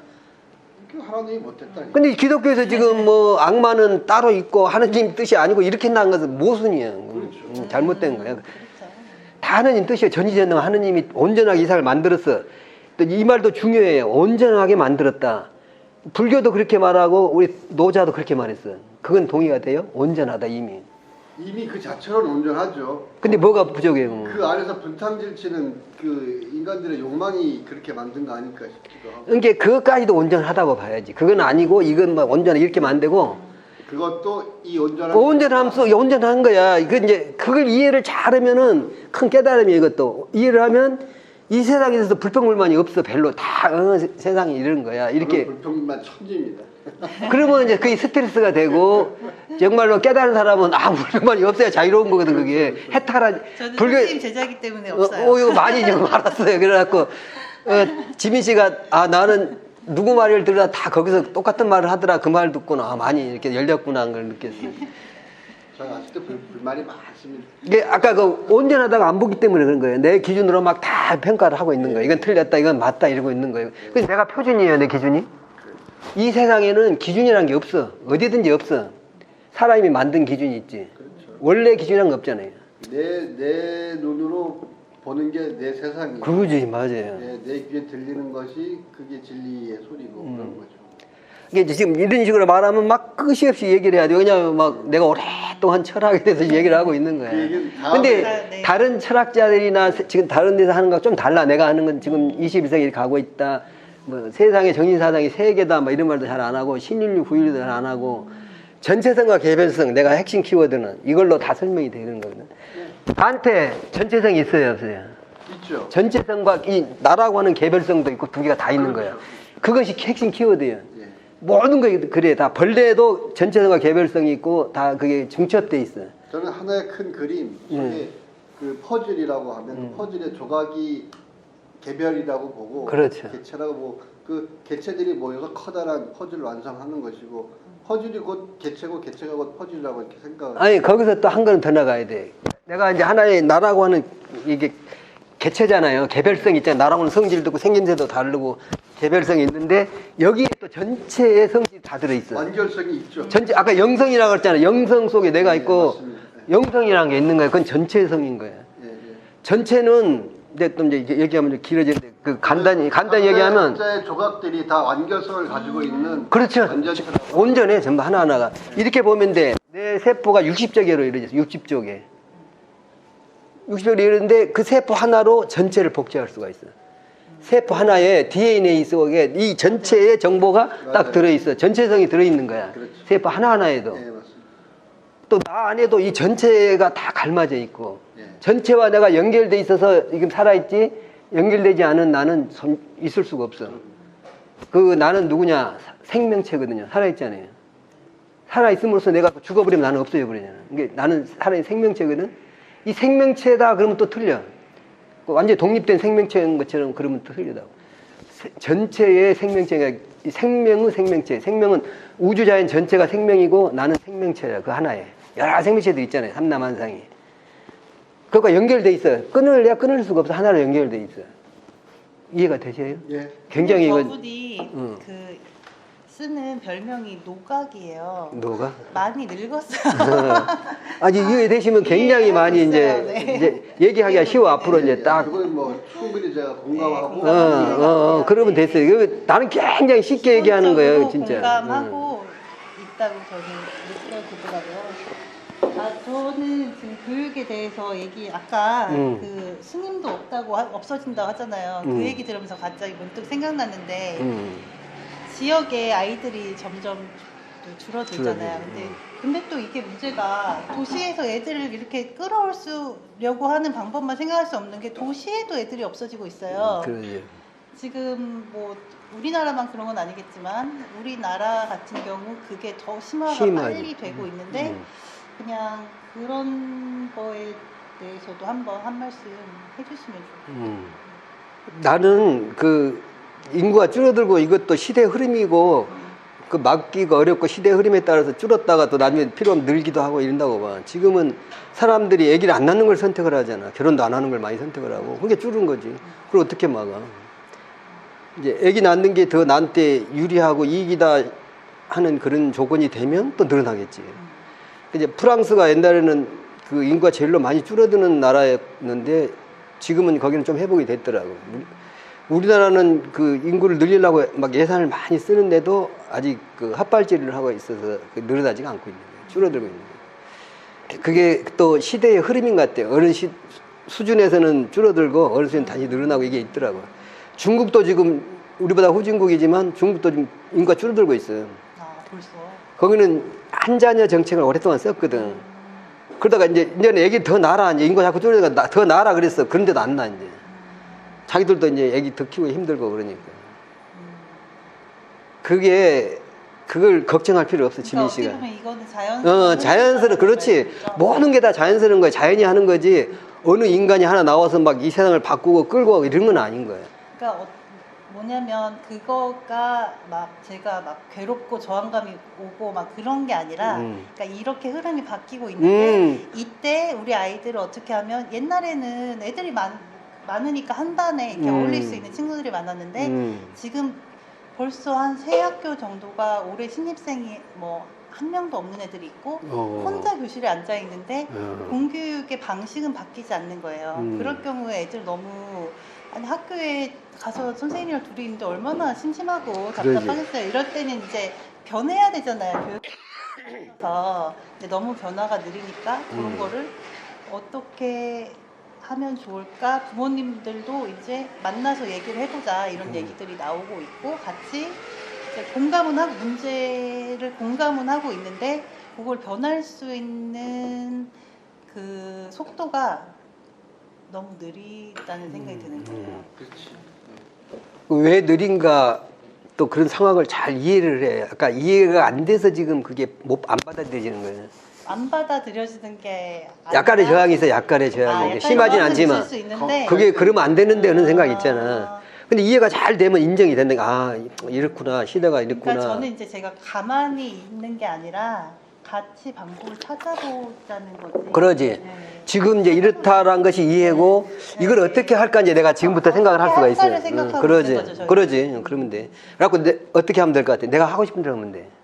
그게 자유야. 내가 자유로운 존재야.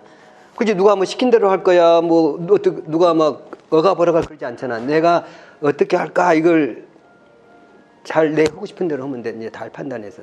근데 그 전 단계가 이해를 잘 하고 내가 하고 싶은 대로 하면 그게 자유로운 존재야. 내가 뭘 어떻게 하고 싶은 대로 하는데 누가 못하게 할까? 그런 못하게 하는 존재도 없고. 잘 이해를 해봐. 그러면 또 이해가 다 돼. 아, 이렇게 줄어들고 있고. 애들이, 사람은 이렇게 따로 또 함께거든요. 혼자 있고 싶은 생각도 있고, 함께 있는 생각 두 개가 있는 거예요. 막 사람들 속에만 있으면, 이게 혼자 조용히 좀 있고 싶다. 이런 생각이 있어. 그런데 혼자 너무 또 계속 혼자 있으면 사람들이 그리워. 이 두 개가 다 왔다 갔다 하면서 이게 조화로운 거거든요. 선과 악이 있고 사랑과 미움이 있고 뭐 천국과 지옥이 있고 이게 다 조화로운 거예요. 같이 있으니까. 아까 이 세상이 이미 온전하다 그랬잖아. 그런 뜻에서 말하는 거예요. 그렇게 보면 조금 이해가 돼. 이제 온전하다는 거예요. 이 천사만 이상이 가장 있어. 그럼 이상이 좋겠냐? 가만히 생각을 해보면 그렇죠. 좋은 게 아니야.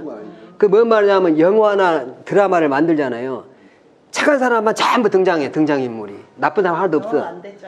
영화도 안 되고 드라마도 안 되고 아무 변화도 없어. 이게 뻔해. 재미가 없어. 그냥 착하게만 해야 돼. 이건 다 그렇게 될 거야. 이거 뻔하잖아. 변화가 없고 새로움에 대한 기대도 없고 이렇게 뭐 갈등도 없고 아무것도 없어. 그 영화를 누가 보겠냐 이거지. 그 드라마를 보겠냐. 그럼 우리 인생도 그렇게 된다면 좋을까? 지옥이 없어. 그냥 천국이야. 당연하게. 전부 천국만 있어. 천당에 딱 갔어. 재미없어서 못 살아요. 지옥이 옆에 있으니까 엄청 괴로운데 여기는 참 행복하구나. 천국이구나. 이게 있지. 지옥이었으면 천국도 없는 거야. 여기다 뭐 천국이 아닌 거야. 이건 당연한 거고 그냥 흔해 빠진 거고 재미없는 것이에요. 그냥 변화가 없고. 나는 재미없을 것 같아서 천국도 안 가려고. 엉겨요. 이게 옆에 지옥이 있어야 된다니까. 내가 지옥을 왔다 갔다 해야지 이게 된다니까. 그리고 천사만 가득 있어도 안 되고 좀 나쁜 놈들도 있어야지. 이놈들이 자극이 되고 사건을 일으키니까 또 내일은 무슨 일이 일어날까 막 이런 기대도 있고 변화가 있는 거지. 미국에서 맨날 평화로웠어. 아무 전쟁도 없이. 남북전쟁 하기 전에. 뭐 먹고 살기도 좋고 막 재미가 있는 거야. 근데 너무나 이게 사건이 없으니까 이게 이제 근질근질한 거야. 힘은 있는데 힘이 넘치면 힘을 쓰려고 그러잖아. 그런 본능이 있잖아. 이거 막 근질근질해. 힘은 넘치는데 막 아무 일도 안 한다니까. 전쟁이나 뭐 일어났으면 좋겠다. 얘들이 많이 그랬다더라고. 그때 남북전쟁 하기 전에. 그러니까 이놈들이 그렇게 전쟁까지 할 일도 아닌데 막 뭉쳐갖고 싸우고 전쟁을 해버린 거야.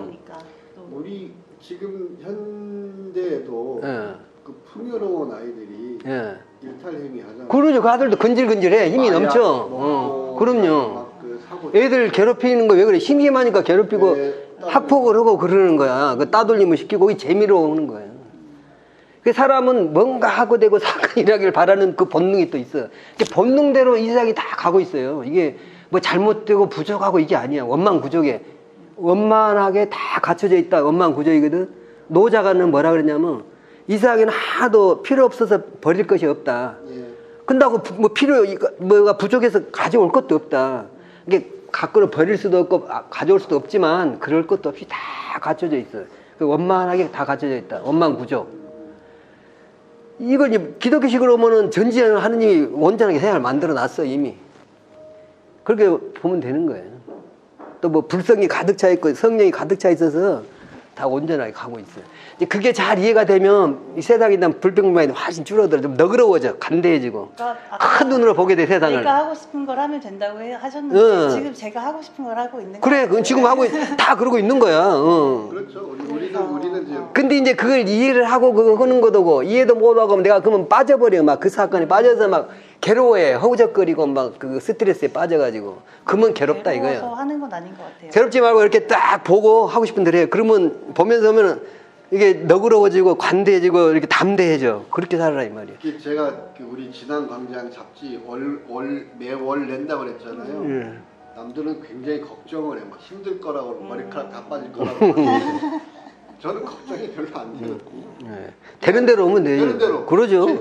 기사가 없으면 한 3페이지짜리 내도 되는 거예요. 예, 그렇게 해야지. 맞지. 예. 억지로 온 거보다. 예, 그게. 예. 저는 제 그 원칙이 재밌게 즐겁게 놀이처럼 하자. 근데 이건데 그게 뭐 다 될지 모르겠지만 그 지금 말씀하셨으니까 그 원칙을 한번 더 굳건하게 지켜보려고요. 네. 재밌게 놀이처럼. 예, 그러죠. 그렇게 해야지. 예.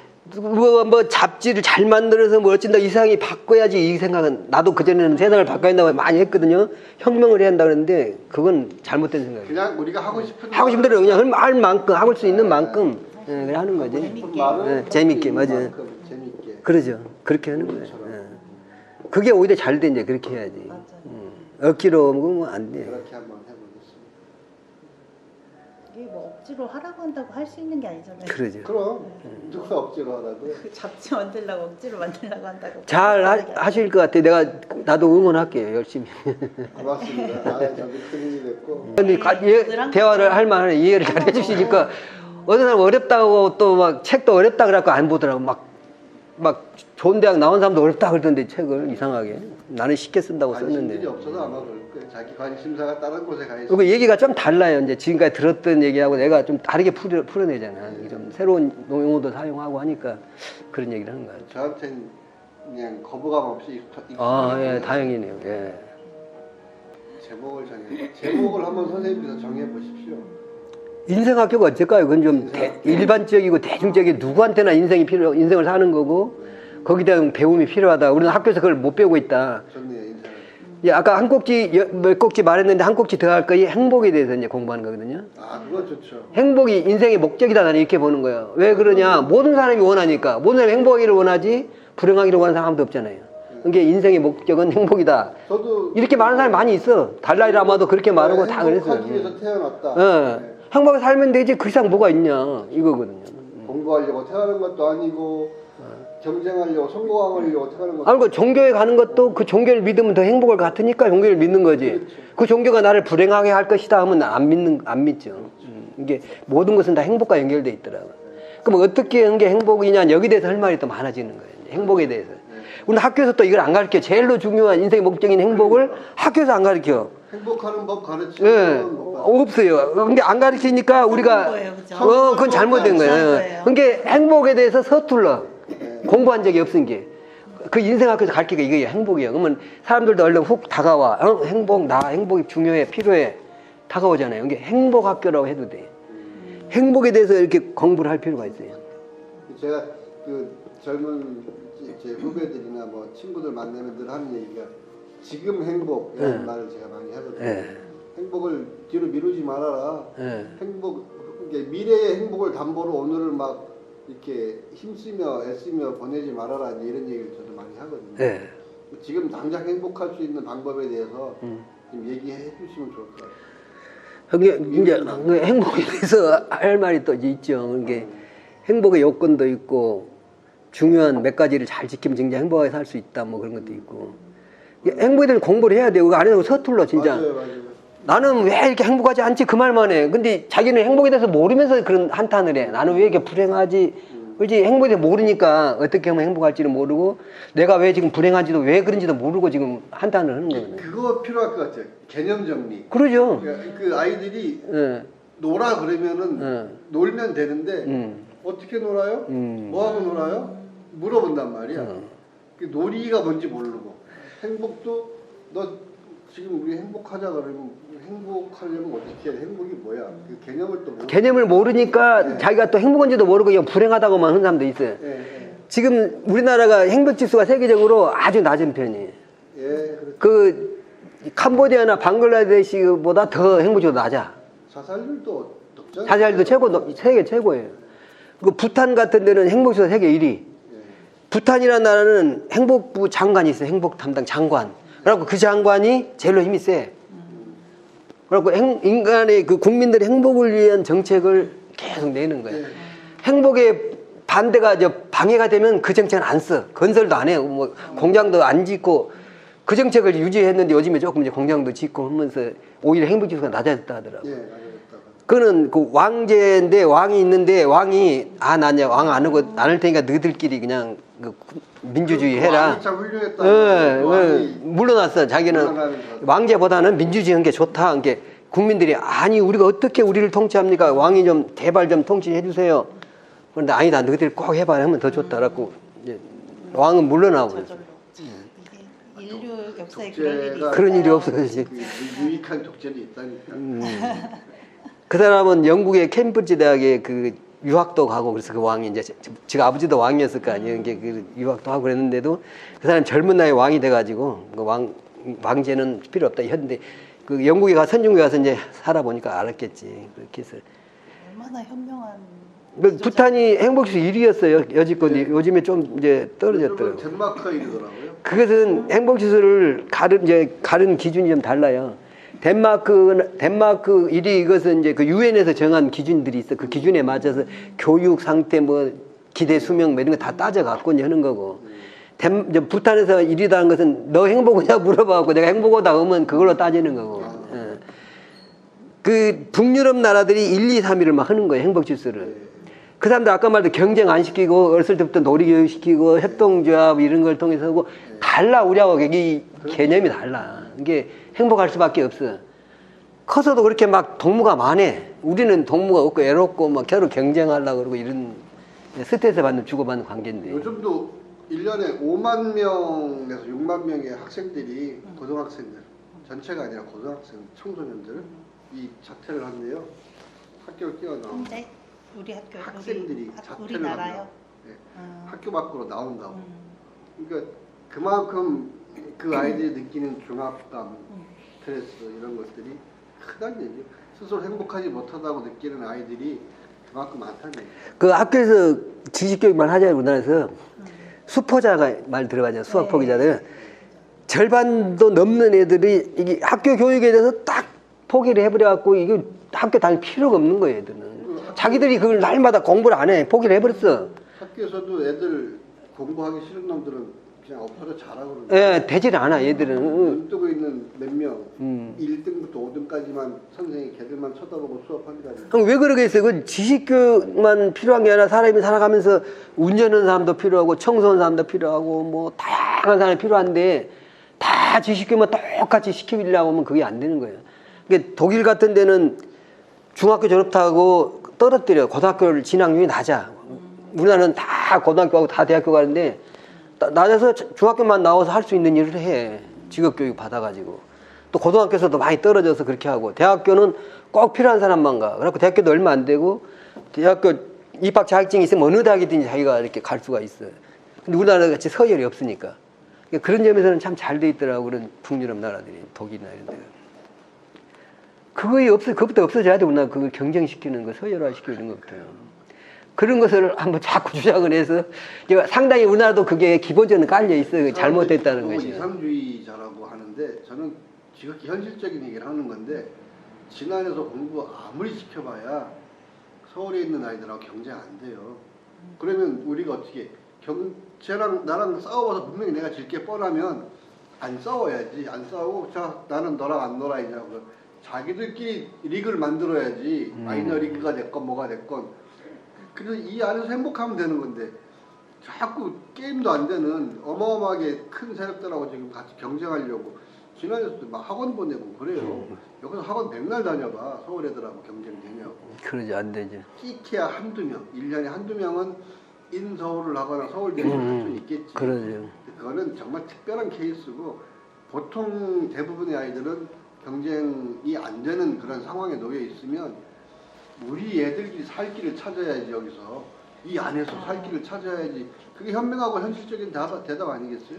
그래서 오히려 저는 여기 아이들이 적고 이렇게 그런 부모 생각 마인드를 가진 또 귀농귀촌자들 뭐 부모님들이 있기 때문에 더 오히려 이런 데에서 더 뭔가 비상한 교육이 열릴 수 있는 희망이 있다고 생각을 하거든요. 가능성이 있다고 생각하거든요. 이 혁신적으로 의식이 개혁될 필요도 있고 이제 지금 바뀌어가고 있다고 봐. 상당히 많이 변화되고 있다고 보거든요. 그러니까 진안에서 막 서울로 가서 막 서울에 가서 중앙부대 가서 활동하고 이럴 생각하지 말고 진짜 진안에서 잘 살라고 생각하면 그렇죠. 여기 잘 살 수 있거든. 그럼요. 여기도 뭐 문화시설 없는 것 없이 다 있고 의료시설 있고 다 있잖아요. 그래서 잘 살 수 있는데 그냥 막연하게 서울만 가면 좋은 줄 알고 막 서울 가서 경쟁하려고 그러고 이건 좀 잘못된 생각인 것 같아. 그 어디서 그러면 정치에도 관심을 가져가지고 이 진안 출신이 진안 공무원 되고 뭐 우체국이 어디고 다 근무할 수 있게 그러면 전주에서 출퇴근도 못하게 하고 그런 정치를 한번 해야 돼. 그러면은 뭐 공부도 막 여기서 고등학교만 나오면 다 여기서 공무원도 할 수 있게 고등학교만 나와도 공무원 다 할 수 있거든요. 그 어려운 것도 아니거든. 저는 그래서 그렇게 변화를 시켜버려야지.